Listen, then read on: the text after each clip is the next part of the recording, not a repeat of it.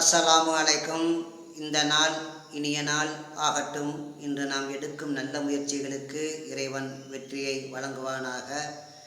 நமது உள்ளத்திலும் இல்லத்திலும் சொல்லிலும் செயலிலும் சிந்தனையிலும் இறைவன் தீன் எனும் நேர்வழியின் பிரகாசத்தை தருவானாக. தீனுக்கு முரணான விஷயங்களை விட்டு நம்மை பாதுகாப்பானாக. புகழ் அனைத்தும் இறைவனுக்கே.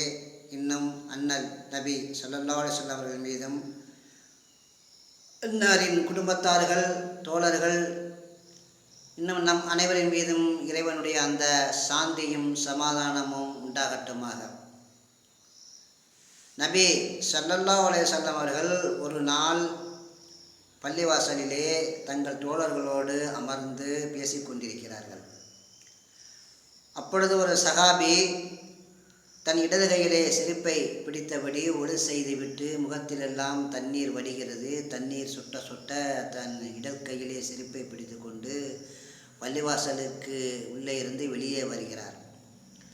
அவரை பார்த்த அண்ணல் நபி ஸல்லல்லாஹு அலைஹி வஸல்லம் அவர்கள் கூறுகிறார்கள், இதோ வருகிறாரே, இவர் ஒரு சொர்க்கவாசி என கூறுகிறார்கள். அப்பொழுது தோழர்களெல்லாம் அவரை ஆச்சரியமாக பார்க்கிறார்கள். மறுநாளும் அந்த மனிதர் வருகிறார். மறுநாளும் நபி ஸல்லல்லாஹு அலைஹி வஸல்லம் அவர்கள் இதே போன்று சொல்கிறார்கள். மூன்றாவது நாளும் வருகிறார். மூன்றாவது நாளும் நபி ஸல்லல்லாஹு அலைஹி வஸல்லம் அவரை பார்த்து இதே போன்று சொல்கிறார்கள். 3 நாளும் தொடர்ந்து இப்படி சொல்கிறார்கள். சகாபாக்களும் அவரை பார்த்து ஆச்சரியப்படுகிறார்கள். அப்படி இவர் என்ன நல்ல காரியம் செய்திருப்பார்?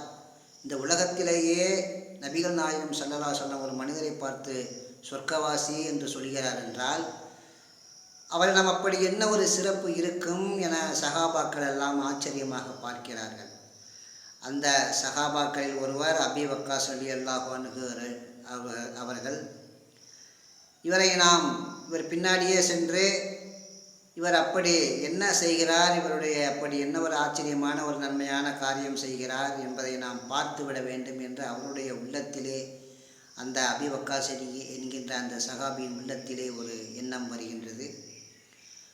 உடனே அந்த மனிதரை பின்தொடர்ந்து இவர்கள் செல்கிறார்கள். யார்? அபீ வக்காஸ் ரலியல்லாஹு அன்ஹு அவர்கள் சொர்க்கவாசி என்று நபி ஸல்லல்லாஹு அலைஹி வஸல்லம் அவர்கள் அறிவித்தார்கள் அல்லவா, அவர் பின்னாடியே செல்கிறார்கள்.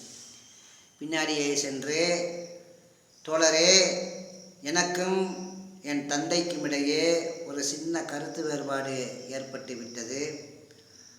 அதனால் எங்களுக்குள் ஒரு மனக்கசப்பு ஏற்பட்டு விட்டது. அதனால் நான் உங்களுடன் ஒரு 3 நாட்கள் உங்கள் வீட்டில் தங்கிக் கொள்ளலாமா என்று கேட்கின்றார்.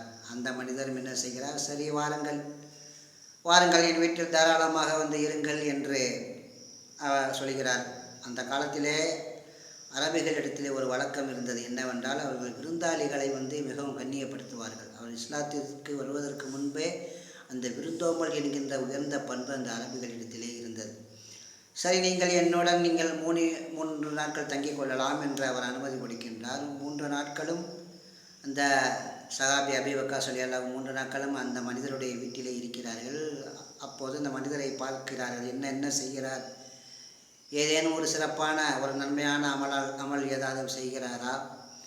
எப்படியும் இதை நாம் இந்த ரகசியத்தை தெரிந்து கொள்ள வேண்டும் என்று அந்த சஹாபி அவரை பார்க்கிறார்கள். ஆனால் அவர் அப்படி ஒன்றும் சிறப்பான அமல்கள் ஒன்றும் செய்யவில்லை. எப்பொழுதும் போல 5 வேளை தொழுகிறார், வியாபாரத்துக்கு போகிறார், வருகிறார். அப்படி ஒன்றும் அவர் சிறப்பான அமல் எதுவும் செய்யவில்லை. 3 நாட்கள் வரை இருந்துவிட்டு, தோழரே, எனக்கும் என் தந்தைக்கும் இடையிலே எந்த ஒரு வருத்தமும் இல்லை. நபிகள் நாயகம் ஸல்லல்லாஹு அலைஹி வஸல்லம் அவர்கள் சொன்னார்கள், உங்களை பற்றி நீங்கள் சொர்க்கவாசி என்று 3 நாட்களும் உங்களை பார்த்து சொன்னார்கள். அதனால் என் மனதிலே ஒரு ஆவல் ஏற்பட்டது. உங்களுடன் வந்து தங்கி இருக்க வேண்டும். இந்த 3 நாட்கள் நீங்கள் என்ன அமல்கள் செய்கிறீர்கள் என்று பார்க்க வேண்டும். அதை பார்த்தால் அந்த அமலம் நாமும் செய்யலாம் அல்லவா? அதனால் தான் நான் உங்களிடம் சும்மா சொல்லி நான் உங்கள் வீட்டில் வந்து தங்கினேன். நீங்கள் அப்படி ஒன்றும் சிறப்பான அமல் எதுவும் செய்யவில்லையே என்று கேட்கிறார்கள். அதற்கு அந்த சஹாபி, அவர் பெயர் சஹது ரலியல்லாஹு அன்ஹு அவர்கள். அந்த சஹது ரலியல்லாஹு அன்ஹு அவர்கள் சொல்கிறார்கள், தோழரே, நான் வழக்கமான அமல்களைத்தான் செய்கிறேன், சிறப்பான அமல் ஒன்றும் செய்யவில்லை. ஆனால் என்னிடத்திலே ஒரு பண்பு உண்டு. என்னவென்றால், நான் பிறரை பார்த்து பொறாமைப்பட மாட்டேன். ஒரு மனிதரை பார்த்து அவர் என்னை விட பொருளாதாரத்திலோ என்னை விட ஒரு உயர்ந்த ஸ்தானத்திலே அவர் இருந்தால், நம்மை விட இவர் உயர்ந்து இருக்கின்றாரே, நம்மை விட இவர் சிறப்பாக இருக்கின்றாரே என்று என் மனதில் நான் எண்ண மாட்டேன். அல்லாஹ் தஆலா நம்மை விட வசதி வாய்ப்பிலே பிறருக்கு நிகமத்துகள் அதிகமாக இருக்கலாம். அதை பார்த்து நான் இப்படி என் உள்ளத்திலே எந்த ஏக்கமும் ஏற்படாது, நான் பொறாமைப்பட மாட்டேன் என்றே சொன்னார். இந்த ஒரு குணம் என்னிடம் இருக்கின்றது என்று அந்த மனிதர் சொன்னார். அப்பொழுதுதான் அந்த அபீ வக்காஸ் ரலியல்லாஹு அன்ஹு அவர்கள், அப்படியானால் நபி ஸல்லல்லாஹு அலைஹி வஸல்லம் அவர்கள் உங்களை சொர்க்கவாசி என்று சொன்னதற்கு இதுதான் காரணமா? ஆகவே உங்களுடைய குணம், உங்களுடைய அந்த தகுதி, அதை நபி ஸல்லல்லாஹு அலைஹி வஸல்லம் சொன்னது சரியாகத்தான் இருக்கின்றது என்று அவர்கள் அங்கே இருந்து அவர்களை விடைபெற்று சென்று விடுகிறார்கள். ஆகவே கண்ணியத்திற்குரியவர்களே, நம்மை விட பொருளாதாரத்திலோ வசதி வாய்ப்பிலோ அழகிலோ திறமையிலோ கல்வியிலோ நம்மை விட மேலான நிலைமையில் உள்ளவர்களை பார்த்து நாம் பார்ப்பதால் அது நம்முடைய உள்ளத்திலே தேவையில்லாத ஒரு கவலைகள் தான் ஏற்படும். ஆனால் நமக்கு கீழே உள்ளவர்களை நாம் பார்த்தால் இறைவனுக்கு நன்றி செலுத்தக்கூடிய நல்ல மனப்பான்மை வரும். அத்தகைய நல்ல மக்களாக நாம் வாழ்வோம். அஸ்ஸலாமு அலைக்கும்.